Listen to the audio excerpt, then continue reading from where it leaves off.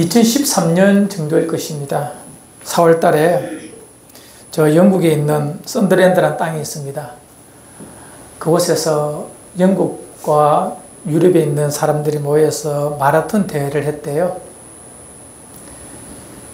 몇천 명이 열심히 이제 충실이와 함께 달렸답니다.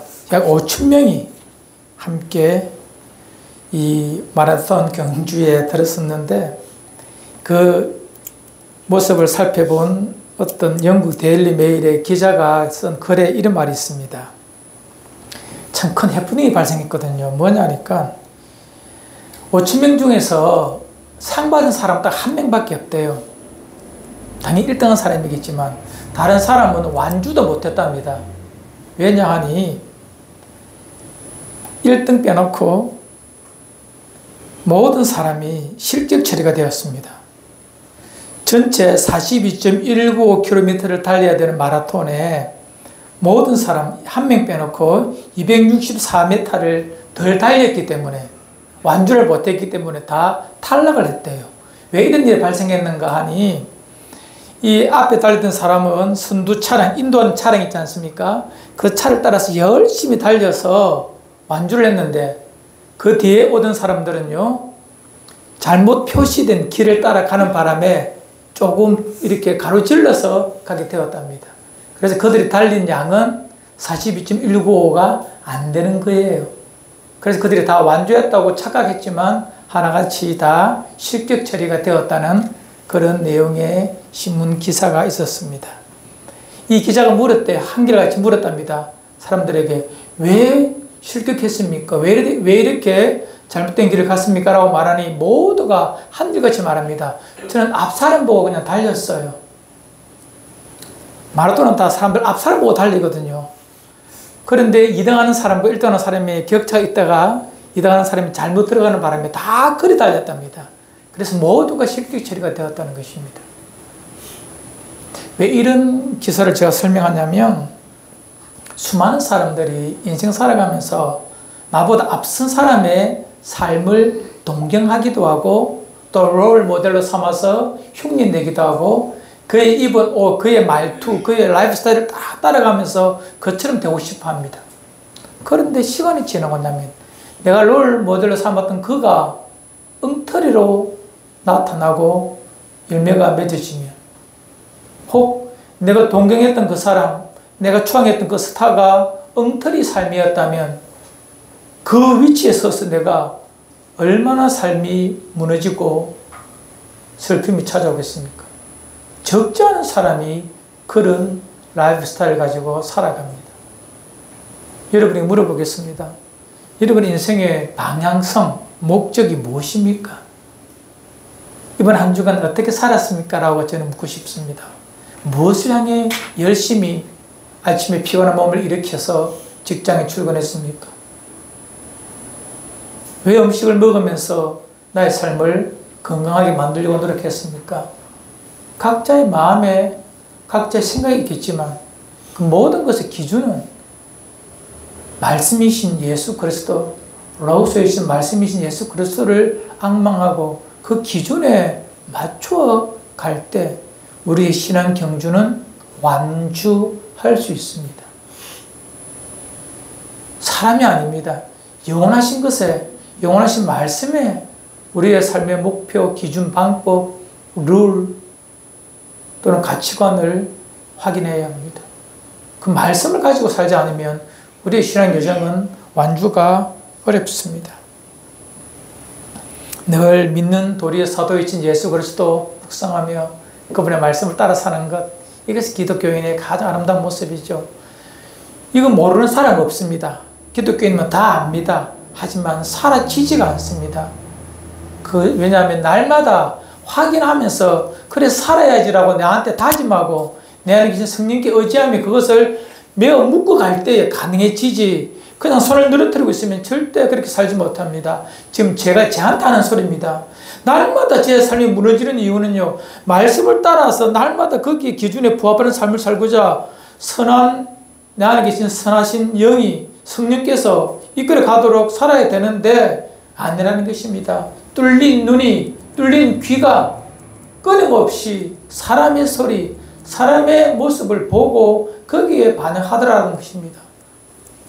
날마다 우리의 마음을 묶어서 영원하신 말씀을 기준 삼아 그 말씀에 매여 사는 여러분들, 말씀에 길들여져가는 여러분 또 저가 되기를 바랍니다. 아멘. 오늘 함께 나누고 싶은 신명기 말씀은 이제 배경을 설명하겠습니다.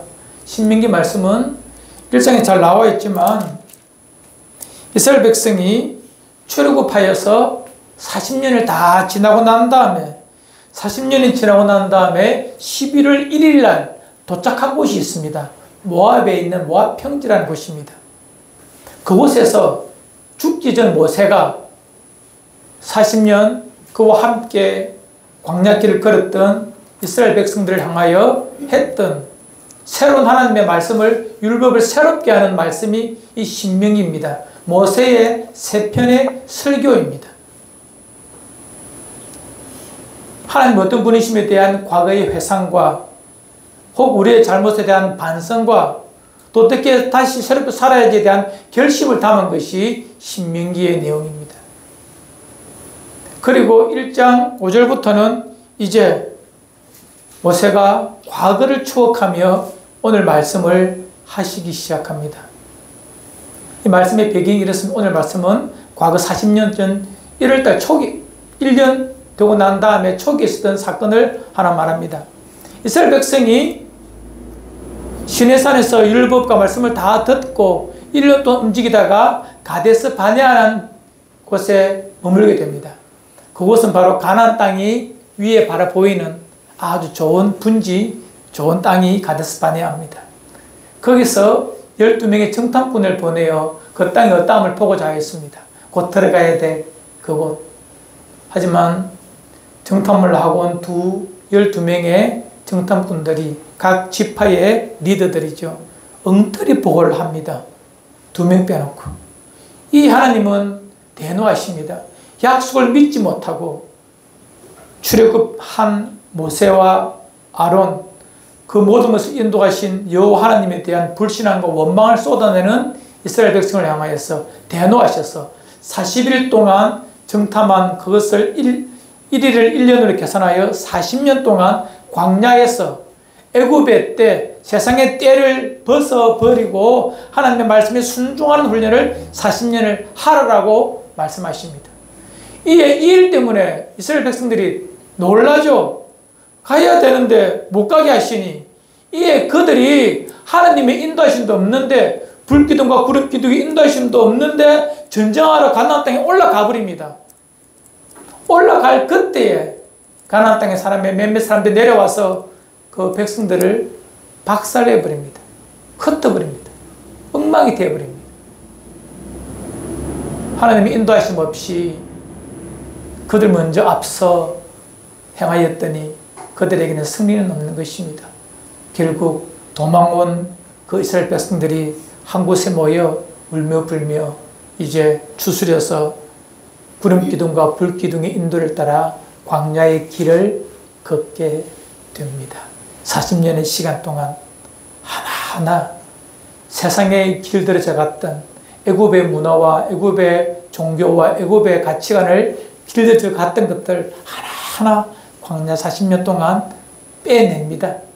구름기둥과 불기둥이 움직이면 앞서 행하시는 그분을 따라 함께 살아가며 하루하루 살아갑니다. 그것이 오늘 교자매 읽었던 말씀이죠. 우리 33절 한 번 더 믿음으로 읽읍시다. 시작. 그는 너희보다 먼저 그 길을 가시며 장막칠 곳을 찾으시고 밤에는 불로 낮에는 구름으로 너희가 갈 길을 지시하신 자이시니라. 하나님 어떤 분이심에 대하여 말씀해 주고 있습니다.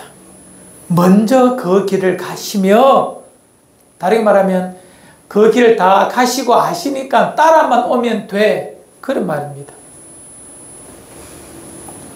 여러분, 알고 가는 길은 짧아요, 길어요? 짧지요. 모르고 가는 길은 멀어요. 그래서 모르고 가는 길, 깜깜한 길은 1분이 1시간처럼 느껴질 때가 있습니다. 너무 지루하고 조심스러워요. 그런데 아니까 짧아지죠. 앞에 있는 젊은 우리 청년들의 하루와 우리 권사님이나 우리 지축는 어르신의 하루는 길이가 물리적으로 똑같지만 달라요. 빨라요, 늦어요. 권사님, 빠르죠? 여러분, 경험했기 때문에 하루가 짧아요. 경험하지 않아서 하루가 두려움과 긴장 속에 있기 때문에 하루가 길다는 거예요. 물리적으로 똑같은 시간입니다. 똑같습니다, 여러분들. 우리의 삶이 조바심이 있고 두려울 때는요, 무서울 때는요, 하루가 깁니다.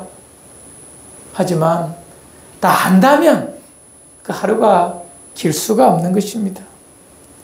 그래서 경험보다 좋은 선생은 없다 이렇게 말하지 않습니까? 경험이 참 중요하죠.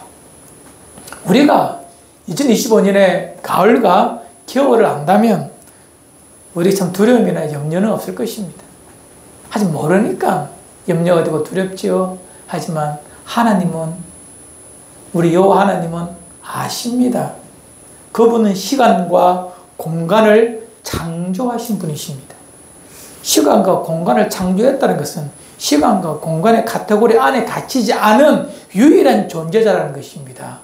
그분이 우리를 어떻게 하신다고? 먼저 앞서가서 행할 테니까 너는 어떻게 해라? 따라만 오너라 이렇게 말합니다. 이것보다 더 완벽한 약속이 어디 있고 더 완벽한 삶이 어디 있겠습니까? 광야 40년 시작할 때 하나님은 이스라엘 백성에게 말합니다. 내가 앞서가서 장막 칠 곳도 다 준비해 놓고 밤에는 불로 낮에는 구름으로 너를 인도할게. 그 길로 따라오너라 라고 말합니다. 이 약속을 믿고 살았던 자에게는 하나님이 때를 따라 긍휼과 위로와 회복을 주셨지만 끊임없이 두려워하고 무서워하고 원망하는 자에게는 결국 광야 40년에서 그들은 광야에 부는 바람처럼 날아다니는 모래처럼 다 거기서 소멸되고 죽고 말았습니다. 여러분, 내일은 우리의 것이 아닙니다. 제가 칼럼에도 실었지만 윤동주의 시를 읽어드리겠습니다. 내일은 없다라는 시입니다. 내일을 내일 하기에 물었더니 밤을 자고 동틀 때 내일이라고. 새날을 찾던 나는 잠을 자고 돌아보니 그때는 내일이 아니라 오늘이더라. 무리여 동무여 내일은 없나니. 신윤동주가 했던 18살에 지었던 인생에 대한 질문과 답이죠. 이걸 어떻게 읽는지 그건 여러분과 제 몫이고, 어쨌든 간에 여러분, 우리는 오늘을 삽니다. 내일은 우리의 것이 아닙니다. 시간을 만드신 그분의 것이고, 우리는 오늘을 잘 살 뿐입니다. 하지만 분명 내일은 실제합니다. 내일은 존재하는 것입니다.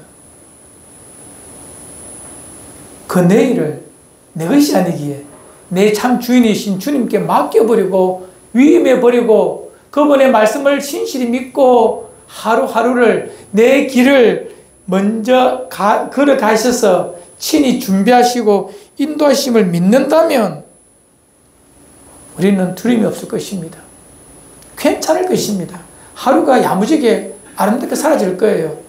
이 약속을 받기 전에 광야길을 걸어라 하는 이스라엘 백성의 놀라움과 한탄과 이 걱정이 어린 말이 있습니다. 읽지는 않았지만 1장 28절의 상반절에 이런 말을 하고 있어요. 28절에 우리가 어디로 가랴?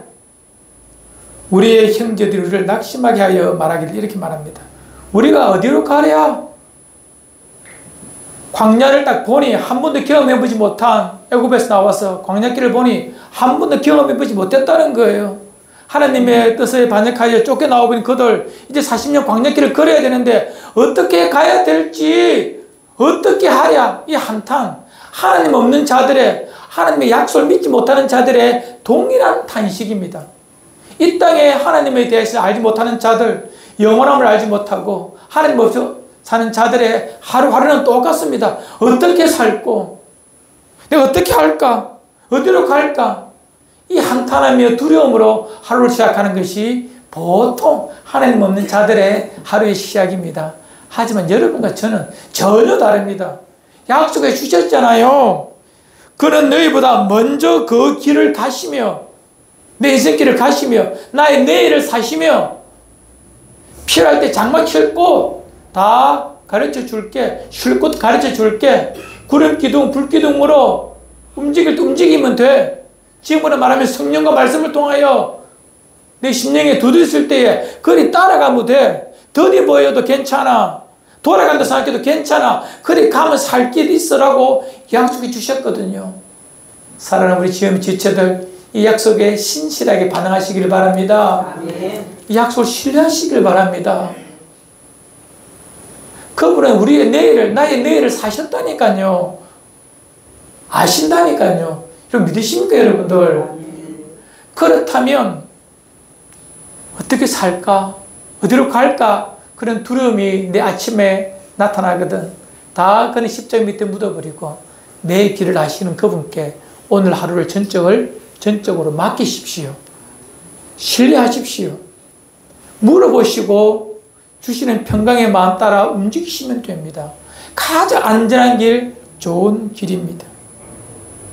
우리 주님의 약속을 한 번 더 봅시다. 신명기 30장 1장 30절 31절 우리 자막 보면 함께 읽읍시다. 시작. 너희보다 먼저 가시는 너희 하나님 여호와께서 애굽에서 너희를 위하여 너희 목전에서 모든 일을 행하신 것 같이 이제도 너희를 위하여 싸우실 것이며 광야에서도 너희가 당하였거니와 사람이 자기의 아들을 안는 것 같이 너희의 하나님 여호와께서 너희가 걸어온 길에서 너희를 안으사 이곳까지 이르게 하셨느니라 하나. 자, 하나님께서 어떻게 짧은 1년 동안, 지금 40년이 남았지만 짧은 1년 동안 어떻게 하셨는가? 너희들을 보았지 않느냐? 애굽의 새하늘도 보았지. 광야길 어떻게 보았지. 마치 부모가 아들을 안은 것 같이 안고 온 것 너희 알지 않느냐? 이제 걱정하지 말고 우리 40년 다시 한번 살아보자. 열심히 걸어보자. 이렇게 모세가 말하고 있습니다. 하지만 40년이 지난 어떤 시점에 신명기를 기록할 그때, 말할 그때에는 이스라엘 백성 중에 많은 사람들이 광야에서 다 죽었습니다. 정확하게 표현하면 광야에서 태어난 사람, 광야에서 순종훈련을 받은 사람은 다 가나안 땅에 들어갔어요. 하지만 애굽에서 태어났던 자들은 다 광야에서 사라졌습니다. 왜? 원망하고 불평하다가 다 그렇게 사라져 버렸거든요. 그래서 출애굽 백성과 광야 백성은 다릅니다. 제 설교할 때 잘 들어보십시오. 출애굽 백성은 광야에서 시험 받다가 원망하다가 다 죽은 소멸된 백성이고, 광야 백성은 순종 훈련을 받아 가나안 땅에 들어간 백성입니다. 여러분들은 다 광야 백성임을 믿습니다. 끊임없이 말씀이 길들여져 가고 구름 기둥과 불 기둥이 인도하심, 성령을 따라 살아갈 때 우리는 광야 백성으로 약속의 가나안에 들어감을 믿습니다. 우리의 의지와 능력이 아닙니다. 순종에 관한 여부가 결정하는 것입니다. 우리는 성경 전체를 볼 때 이 하나님께서 내 인생길의 미래를 인도하신다라고 믿었던 사람들이 경험한 하나님을 우리는 잠시 보기를 원합니다. 그것을 경험한 믿음의 사람들은 끊임없이 그 하나님은 어떤 하나님이시라고 고백하는 것들이 성경에 나와 있습니다. 여러분 잘 아는 첫 번째 고백, 여호와 이레입니다. 여호와 이레. 여호와 이레란 말인데, 이레란 말은 준비란 말입니다. 하나님께서 먼저 준비를 해 놓으셨다. 누가 준비하신다고요? 하나님이. 우리는 보통 착각합니다. 내가 열정적으로 살아야 내 인생의 미래가 확보되고 준비되고 만들어진다고 생각하는데, 그건 하나님에 대한 신뢰가 없어 그렇습니다. 우리는 주신 하루를, 내가 살아가야 될 이 하루만을 알뜰하게 믿음으로 잘 반응해내면 그 미래는 주께서 뭐 하신다고? 준비하십니다. 이 말씀을 잘 아는 창세기 22장에 나와 있는 말씀입니다. 아브라함이 그의 아내 사라와 함께 주님 약속을 받아 믿음으로 살다가, 물론 뭐 넘어질 때도 있었지만 100세의 아들 이삭이 있습니다. 사라 나이 90세. 뭐 지금은 좀 다르지만 그의 생물학적인 것을 볼 때도 지금으로 쳐도 한 60, 70이 되었던 아브라함의 나이와 사라의 나이입니다. 그때 하나님께서 기적적으로 주신 아들이 누구라? 이삭입니다. 그럼 하나님 이렇게 말씀하십니다. 아브라함에게, 아브라함아, 네 독자 이삭을 내게 줄 수 있느냐라고 말합니다. 받치죠, 하나님. 주님 주셨는데. 진짜 가서 모리아 산이라는 곳에 가서 이 아들을 번제물로 드릴 수 있느냐라고 말합니다. 번제물이란 말은 동물을 잡아 각을 떠서 불에 태워드리는 제사를 말합니다. 나 잘못 들었나, 하나님? 어찌 이런 이해할 수 없는 명령 앞에 아브라함이 반응을 합니다. 말씀을 듣고 모리아 산을 향하여 아들을 데리고 올라갑니다. 이해가 안 됩니다. 솔직히 말하면. 하나님의 이 명령 앞에. 주실 때는 언제고 가져가신다. 맞다. 주신 분 하나님이시고 가져가시는 분 하나님이시지. 내가 죽여도 하나님은 살려내실 거예요. 이것이 뭐라? 말씀을 신뢰하는 것입니다. 아브라함이 하나님의 말씀을 신뢰하는 것입니다. 쉬워 보이지만 쉽지 않습니다. 내 모든 경험, 내 모든 상식, 그것을 묻어버려야 하는 일입니다. 저는 종종 모리아산에 이제 올라가거든요. 산 밑에서 종 둘을 내려놓고 두고 아들 이삭의 어깨에 나무를 지우고 불을 들고 올라갑니다. 먼저 올라가는 이삭의 뒷모습을 바라보는 아브라함의 마음이 어떨까요? 한 걸음 한 걸음 억장이 무너질 거 아닙니까? 한 걸음 한 걸음이 뭐라? 믿음입니다. 한 걸음 걸을 때마다 입에 탄식이 나올 것입니다. 하나님, 주님, 정말 그런 한 걸음 한 걸음으로 모리아 산을 오를 것입니다. 이것이 뭐라? 믿음입니다, 여러분. 그래서 저는 믿음의 삶을 살아온 믿음의 선배들 보면 존경스러워요. 어찌 이 힘든 모리아 산을 올라갔을까? 믿음에 낙심하지 않고 어떻게 그곳에서 믿음의 완주를 하며 달려갔을까? 존경스럽습니다. 순간순간 의심이 들고 내가 바보짓 하는 거 아이가? 내가 착각한 거 아닌가? 얼마나 두 번, 세 번 의심이 올라오겠습니까? 그때마다 말씀을 통해 그 모든 의심을 불식시키고 묻어버리고 한 걸음 한 걸음 올라가는 것입니다. 이것이 신앙입니다. 하나님을 향한 전적 신뢰가 없다면 그분이 나의 오늘과 내일을 다 아시기에 내가 내 모든 그 주님께 묶어 드릴 수 있습니다라고 고백한다는 것입니다. 잘 아시죠? 올라가서 아들을 드릴 그때 하나님께서 천사를 통해 아브라함을 부르십니다. 아브라함, 아브라함아, 이제 내가 나를 경외함을 내가 보았다라고 말합니다. 그리고 아들을 죽이는 것을 멈추고 이미 준비해 놓으신 양 한 마리를 보여주십니다. 그 양을 가지고 와서 준비된 번제단에 제사를 드립니다. 그 제단의 이름이 뭐라? 여호와 이레입니다. 하나님이 친히 준비해 놓으셨다. 아브라함은 몰랐습니다. 산 위에 수풀에 양이 걸려있으리라고는 상상을 못했습니다. 알았다면 쉽게 했지요. 그럼 믿음도 아니죠. 사실 확인밖에 안 됩니다. 사실 확인. 상상해 봅시다. 아브라함아, 올라가서 가면 그 위에 양 한 마리 준비되어 있대. 그것은 믿음이 아닙니다. 가서 확인만 하면 됩니다. 그게는 믿음이 있을 여유가 없습니다. 믿음은 뭐죠? 불확실하지만 말씀을 신뢰하고 하나님의 신실하심을 믿고 한 걸음 한 걸음 모리아산을 올라가는 것. 나의 미래가, 나의 내일이 당신의 손에 있음을 알고 전적으로 떠맡기고 가는 걸음걸음이 믿음인 것입니다. 앞서 행하시는 주님을 신실히 믿기에 그렇게 반응해낼 수가 있는 것입니다. 우리의 믿음의 걸음이 이러하기를 주 이름으로 축원을 드립니다. 아멘. 히브리서에 참 이런 말씀이 있습니다. 히브리 11장 19절에 이런 말씀을 하고 있습니다. 아브라함의 마음을 이해할 수 있는 부분입니다. 함께 봅시다. 시작. 그가 하나님이 능히 하나님이 이삭을 죽은 자 가운데서 다시 살리실 줄로 생각한지라. 아브라함 올라갈 때 있잖아요. 하나님께서 뭐 준비하신다 이런 거 없습니다. 유일한 아브라함의 마음은 뭐라? 죽여도 하나님은 살려내신다는 믿음. 인간이 가질 수 있는 유일한 자기 이해, 하나님을 향한 해석의 방법이겠죠. 이 말씀에 대한 믿음이겠죠. 하나님은 전혀 다른 것을 준비해 놓으셨습니다. 아브라함은 내가 죽여도 하나님 살려내실 거야. 하나님 주셨으니 하나님 다시 살려내시겠지. 이런 자기의 논리로 하나님을 이해했지만 하나님은 전혀 다른 방법으로 준비해 놓으십니다.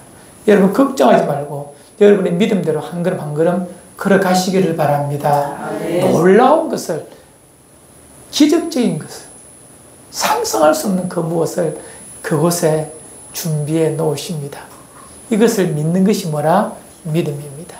전적 주님을 신뢰함으로 여러분의 한 걸음이 믿음의 걸음이기를 주 이름으로 축원을 드립니다. 또 하나 더 볼까요?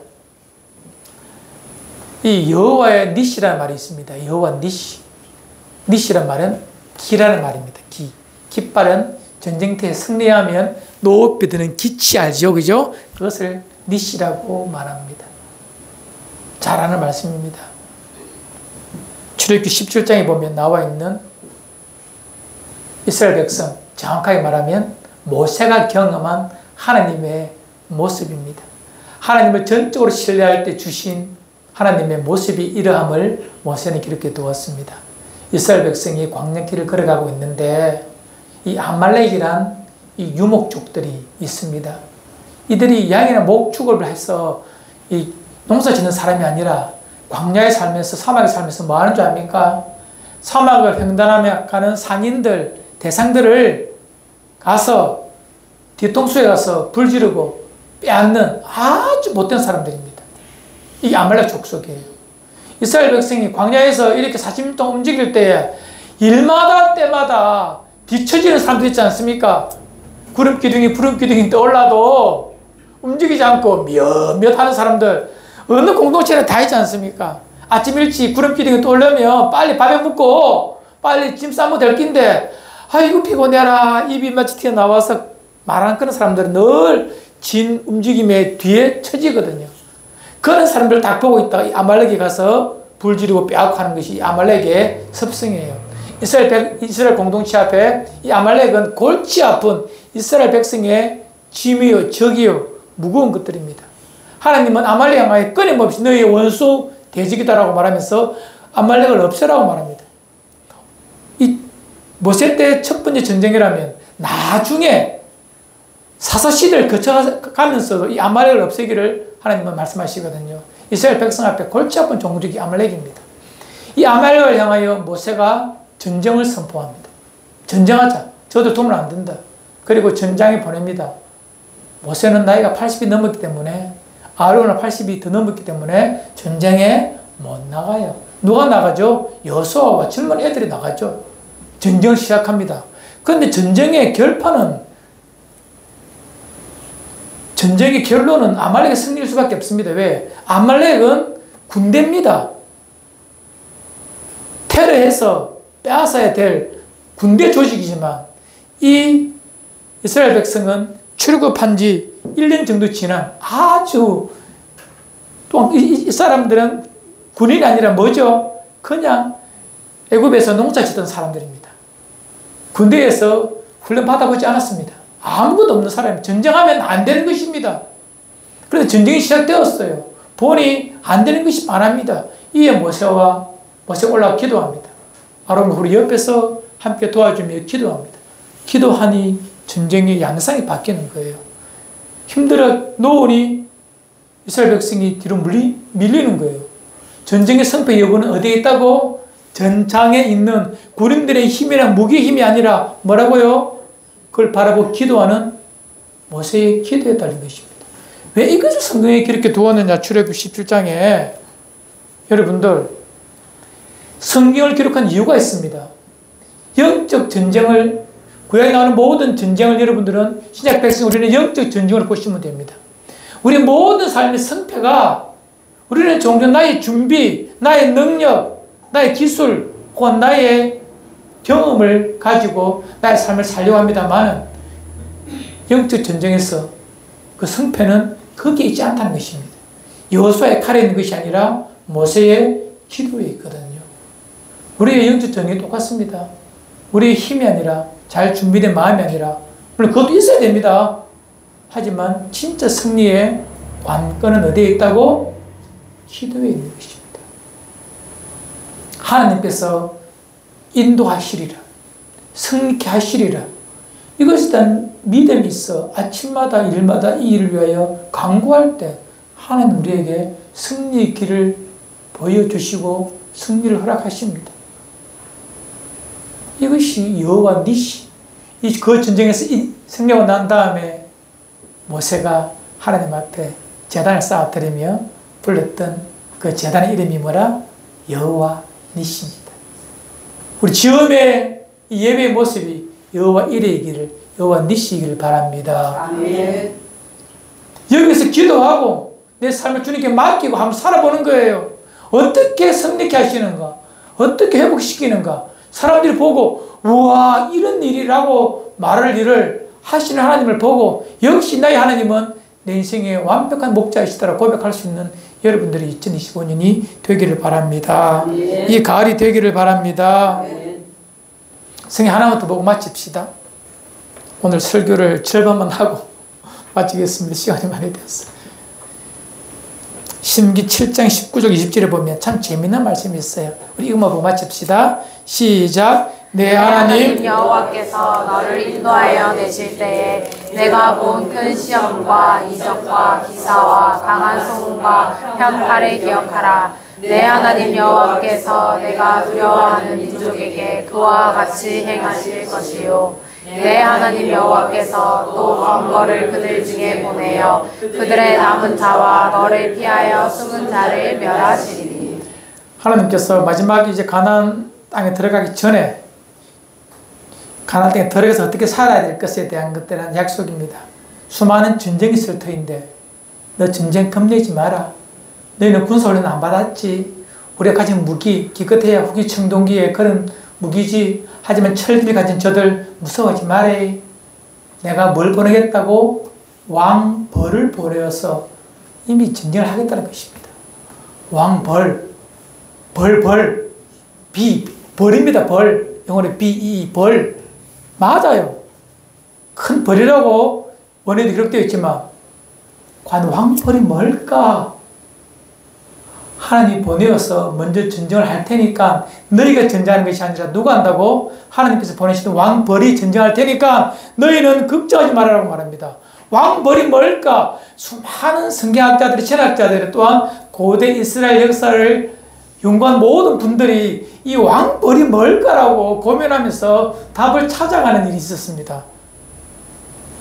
어떤 신학자는 말합니다. 문자 그대로 정말 벌떼를 보내어서 그 가나안 땅이나 이스라엘 백성을 대적하는 자들을 쏘게 하셔서 고통 중에 보내셨다.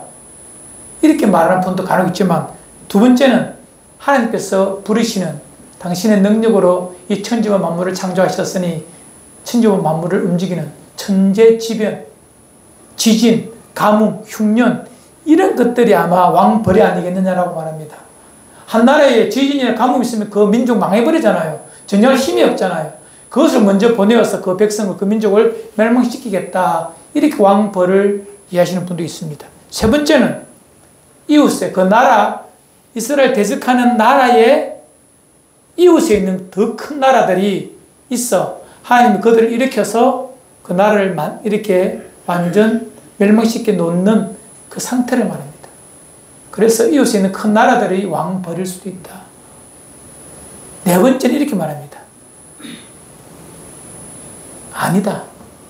이스라엘 백성, 그들을 바라보면서, 이스라엘 백성을 바라보면서 있는 저 백성, 광야에 40년 동안 아무것도 없이 살아도 심지도 않고 힘도 없고 물도 없는 저 광야를 40년 살아도 멸망치 않고 날마다 저렇게 잘 사는, 찬양하며 사는 저 백성들을 인도하는 자가 누굴까?